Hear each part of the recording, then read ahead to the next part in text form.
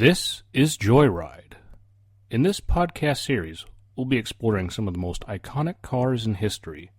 I, Jared Brandon Flandy, will be taking the driver's seat as your host. Please sit back and enjoy the ride.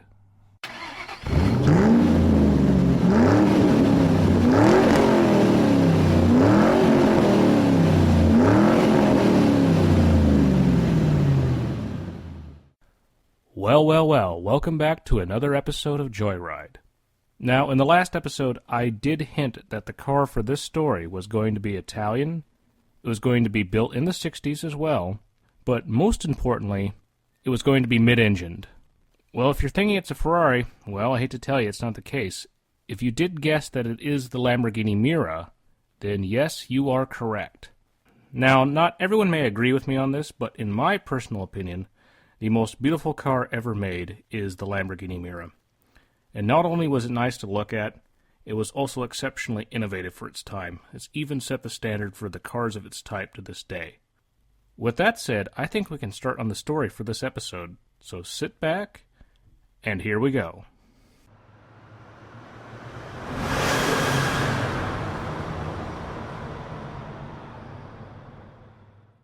Few cars stir the soul like an Italian thoroughbred. Italy has long been famous for car manufacturers such as Ferrari, Maserati, and Alfa Romeo. These companies have been able to create vehicles that set them apart from the other more conservative car makers of the world. However, there is one Italian manufacturer that has managed to set themselves apart from their own domestic competitors. If you've ever had a poster of a supercar on your wall, there's a good chance it's a Lamborghini. Lamborghini throughout their history has built some of the most innovative, ostentatious, and exciting cars in the automotive industry. Despite the Italian glamour of Lamborghini, the company has very humble beginnings. Ferruccio Lamborghini was the founder of the company. He was the son of a farmer and was born in 1916 outside of Bologna, Italy. Growing up on his father's farm, the young Signor Lamborghini became fascinated with the tractors his father used on the farm. His mechanical skills reached such a prodigious level that he eventually went to a technical college in Italy. When World War II broke out, Lamborghini would serve for the Italian Transportation Division. His abilities would become so well known he would even serve as a mechanic for the British military as a prisoner of war. When the war came to an end, Lamborghini would return to civilian life by converting military surplus vehicles into tractors. Lamborghini would take this to the next step when he would start building tractors of his own design in 1949. The humble farm boy would eventually become the great tractor magnate of Europe. As a result, Ferruccio Lamborghini would become a very wealthy man and now could indulge in certain hobbies. One of his passions was automobiles, and he began buying cars he could only have dreamed of owning not long ago. Lamborghini became a fan of Ferraris in particular. Ferrari was started by the former race driver and manager Enzo Ferrari. After the war, Enzo started building road cars just as a sideline in order to support his beloved racing team. These early road cars were fast and nice to look at, but overall were not very comfortable and even primitive to a certain degree. Ferruccio Lamborghini certainly held this opinion. When driving his Ferrari, he began having trouble operating the clutch, which he felt spoiled the driving experience of such a good car. As the legend goes, Ferruccio contacted the great Enzo requesting if he could make improvements to the clutch of his car. Ferrari was insulted by such a suggestion. Enzo basically told him that he would build the race cars, and Ferruccio should stick to building tractors. Lamborghini, to say the least, was livid. He returned to his tractor factory, fuming. He decided then and there that he would build a better sports car than Ferrari. Lamborghini was born the year of the Taurus, so the symbol of the company became a raging bull. Overall, this would prove to be one of those situations where two visionaries would have differing opinions about what their chosen creation should represent. Much like how Gates and Jobs in the future would have different ideas about what a personal computer should be, Ferrari and Lamborghini had different philosophies about what a sports car should be. Ferrari thought that high-performance automobiles only belonged on the racetrack and operated by experienced racing drivers only. Lamborghini thought that high-performance cars belonged on the road, so that any gentleman driver who wished to drive with such enthusiasm would finally have the opportunity to do so. The first prototype was the 350 GT. This car and the Lamborghini brand would be introduced at the Turin Auto Show in 1963. The 350 GT would be followed by other models over the next few years, including the 400 GT. But in 1966, arguably one of the most famous Lamborghinis ever made would debut. The Miura holds the honor of not just being a sports car, but is generally considered the world's first supercar. This was because of the groundbreaking innovation and audacity of the car. This youthful approach to its design is likely due to the fact that nearly every person on the development team was under the age of 25. The iconic styling was done by the design house of Bertone. Originally, the great designer, Giuseppe Giugiaro, would begin initial work on the Miura. Giugiaro would eventually also design cars such as the Volkswagen Golf and later the DeLorean. However, the Miura's shape would mostly be pinned by another great designer, Marcello Gandini. One of the attributes the young team was most proud of was when both the doors were open, the Miura would appear to have the horns of a bull, just like the company's mascot. The Miura was just not a pretty face, though. What was underneath mattered just as much as what covered it. For example, the car featured a 4-liter V12 engine. Even though this may sound impressive, it was the engine configuration that made the car the legend it is.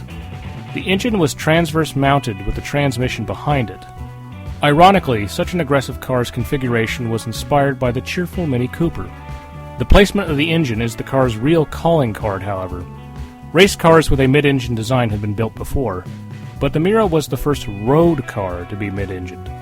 Unlike a Porsche 911 with an engine in the back and behind the axle, the Miura's engine is closer to being in the center of the car and in front of the rear axle.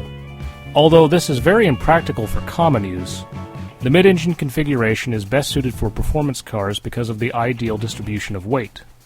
In 1967, only 111 Miuras would be produced, but for a car in this category, this would be considered a success. Like Michelangelo sculpting David, or Leonardo da Vinci painting the Mona Lisa, Lamborghini feels that each one of their cars is a work of art and deserves the best craftsmanship possible. Despite the car's innovations, it did have some design issues. Since the engine was in the middle, the fuel tank was put in the front of the car. The only problem with this was when the tank would start to become empty, the front end would tend to lift at high speeds. The carburetor mechanisms were also known to leak, which would cause flames to come from the engine bay. Despite these issues, it was, and still is, highly desirable. Miuras have had owners such as Rod Stewart and Frank Sinatra. Despite this success, ultimately the Miura would not have a long production run compared to other cars. The Miura would only be made for 6 years, ending in 1971, with a total of 760 cars being built. To add to these woes, the founder began to experience a series of financial problems.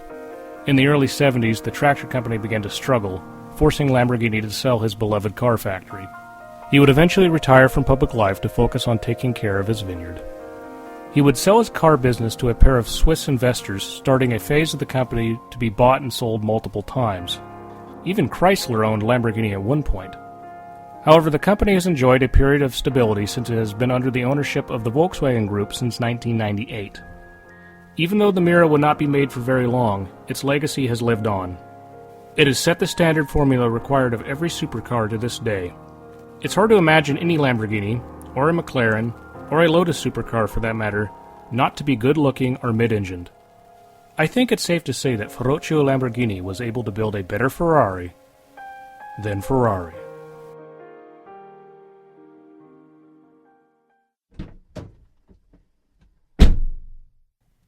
Now, I have to be honest, that's probably, dare I say it, one of my most favorite episodes of the show so far.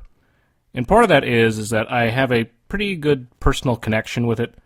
My dad's side of the family is Italian, and they're also big in agriculture, so just like Signor Lamborghini, I grew up around tractors and cars at the same time, and I have discovered that there actually is an odd symbiotic relationship between the two that really do help you understand machinery in a lot of ways.